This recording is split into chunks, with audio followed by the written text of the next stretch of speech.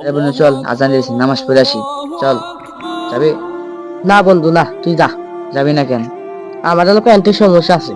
তাহলে বন্ধু চল, ওখানে গান হচ্ছে, যাই। যাবি? নু বন্ধু নু, চল যাই। আরে গানের কথা বললাম, আজ যেতে চাইলি তাই না? এটা তুই মানুষকে ব্যবহার করলি বললি, আজ গান বলে তুই যাচ্ছিস, আর নামাজের কথা বললাম আর তুই যাবি না। এটা ঠিক হলো? তুই শুধু গানে যেতে চাস, নামাজের কথা বললাম আর যাবি না, প্যান্টের সমস্যা, প্যান্ট ট্যাং এত কিছু হয়েছে, এত কাছ থেকে ভাবতে পারিনি। আসলে তুই এত খারাপ, তোর সাথে আর সম্পর্ক রাখতে চাই না, তোর মতো বন্ধু লাগবে না, চলে যা। বন্ধু তো ঠিকই গেছিল, নামাজ ছাড়া উপায় নেই। আরে বন্ধু খারা খারা খারা, চল নু, নামাজ পড়তে যাই চল। আসলে বন্ধু আমি ভুলটা বুঝতে পারছি।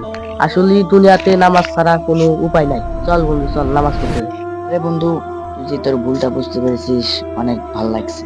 কারণ তোর ভুলটা বুঝতে পেরেছিস, অনেক ভাল লাগছে। কারণ এই দুনিয়াতে নামাজ ছাড়া কোনো উপায় নাই। কারণ জান্নাতের চাবি নামাজ। এই নামাজ আমরা মানব জাতিরা পড়ি না। কেন পড়ি না? মুসলিম হয়ে নামাজ পড়ি না। এটা অনেক আমরা ভুল করে থাকি মানুষরা।